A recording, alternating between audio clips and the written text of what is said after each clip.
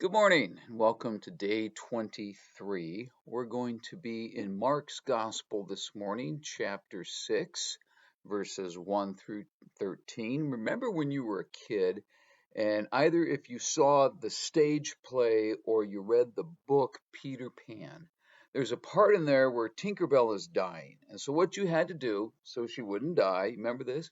You had to clap. And what that meant is, all right, if you believe in fairies, clap, because if not enough people believed in fairies, Tinkerbell would die. So Tinkerbell's ability to fly around and do stuff was based on people believing in her. Now, let me ask you a very easy theological question that you better get right. Does Jesus work the same way? Is his ability to do stuff, to have the power of God to do miracles, does that depend on people believing in him? Now, you might say, of course not. That's ridiculous. But that question comes up in today's passage as Jesus performs some miracles, but he's not able to do a lot of miracles. Why? Well, the text tells us because not enough people believed in him.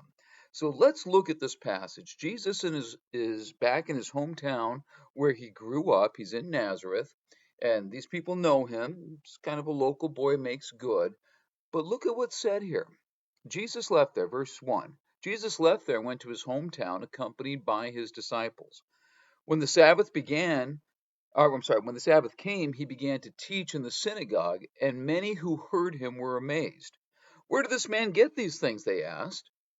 What's this wisdom that has been given him?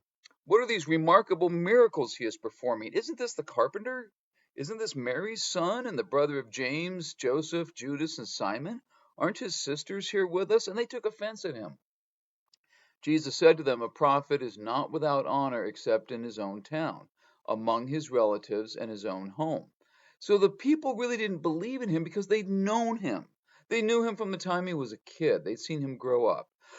It wasn't that they had a problem with him, with what he was teaching. It's not that they disagree with him theologically. It's that he was teaching it all because we know this guy. And we can't believe that Jesus has risen to this ranking now. Now, also, you should understand there was a tradition at the time among the Jews that when the Messiah showed up, and Jesus was claiming to be the Messiah, but when the Messiah showed up, he would be this mysterious figure. Nobody would know who he was. Nobody would know anything about his background or his past. And yet, we know Jesus. We saw him grow up. He can't be the Messiah. It doesn't work that way. Now, here we go. Verse 5. He could not do any miracles there except lay his hands on a few sick people and heal them. He was amazed at their lack of faith. They didn't have enough faith, so he couldn't do the miracles that he was doing in other places. It says he healed a couple sick people. Does this mean that Jesus' power was weak? If their faith was stronger, he would do better miracles, but because this is all the energy you're supplying me, this is the best I can do. Is that how it works? Is God's ability to work dependent on our faith? Um, well, we have to ask this. Was this a case that Jesus couldn't do miracles, or was it a case that he wouldn't do any? Because if he couldn't do miracles unless everyone there believed in him, then how did he do things like raising Lazarus from the dead when there were people right there saying this can't be done? How did the passage we just talked about yesterday, Jesus heals a little girl even though people are laughing at him, saying she's already dead, you can't do anything. So it's not a case that Jesus couldn't do miracles. It has to be that he wouldn't do them. So why wouldn't Jesus do them? Well, if he had done miracles, if he had touched lepers and healed them there, remember, these are the people in his hometown. They don't believe in him. If he had done these miracles, would they then go, well, we're wrong. We believe in you now? Let me ask you this. If you're in an argument with somebody, I don't mean a fist fight. I mean just you're arguing, you're disagreeing with somebody. And all of a sudden, a light goes on in your head and you realize, I'm wrong and they're right. If you've ever been in that situation, let me ask you, what do you do when you realize I've been arguing this point, but it's wrong and they're right? What do? You argue harder. Let's be honest, we do that. It's tough for us to admit that we're wrong. Now, these hometown people of Jesus, they're saying you can't possibly be the Messiah. If he had shown up and he had done these tremendous miracles, would they say, okay, we're wrong, you are the Messiah? No. Jesus had just gone down that road with the Pharisees. He was driving demons out, and they said, well, you must be doing this by the power of Satan. Here's the thing. Jesus isn't going to waste his time. These people have rejected him.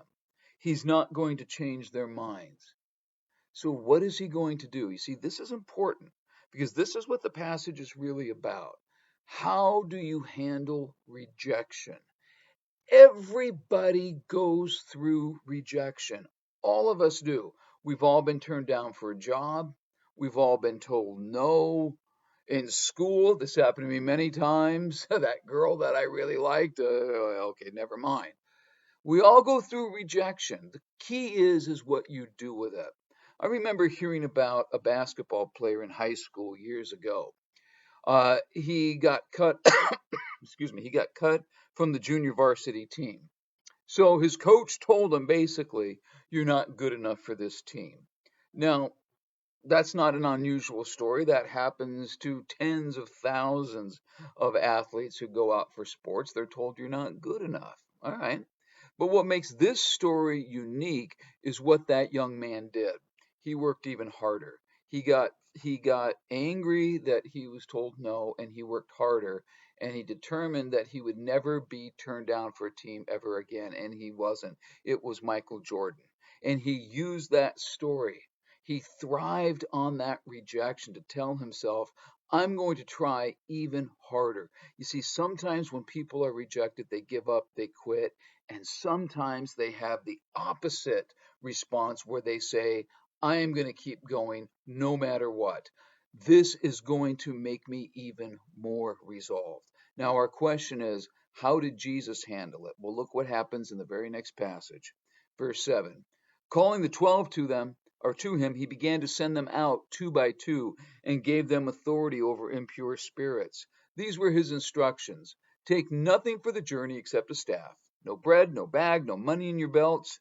Wear sandals, but not an extra shirt. Whenever you enter a house, stay there until you leave that town. And if any place will not welcome you or listen to you, if you get rejected, just like I've been rejected, here's what you do. Leave that place. Shake the dust off your feet as a testimony against them.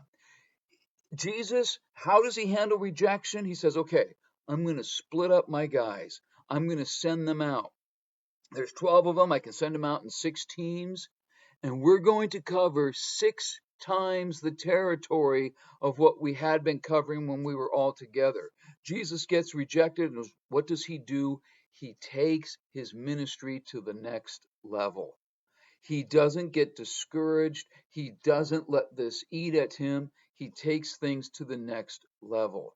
The point here is do not get discouraged when things are not going your way. Do not get discouraged when life isn't turning out as you expected.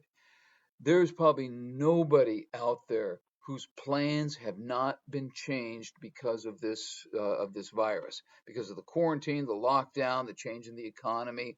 All of our plans have changed. All of us have been told this isn't going to happen. Okay, what's our response now? We can either wallow in self-pity or we can say, I'm going to be more resolved. I know a handful of people already who have lost their jobs. Probably all of you do as well. What's going to happen now? Well, you can wallow in self-pity or you can say, I'm going to be strong. I will get through this. I will be determined. You see, life is going to have one setback after another. If you watch college football, and hopefully we will have college football, they play 11 or 12 games a year. And the race for the national championship is so tight that oftentimes if a team loses one game in the year, one game, they're done. They're out of it. One game, they lose one game. Last second field goal doesn't go their way, they're out of it. One game and it's all over. So one loss there is incredibly disheartening to a college football team. Now compare that to a baseball team. In baseball, and hopefully we'll have baseball someday again, but in baseball, they play 162 games a year. If you lose one game in baseball, guess what? You're going to play another one tomorrow. And if you hang your head over one loss, you're kind of useless to the team.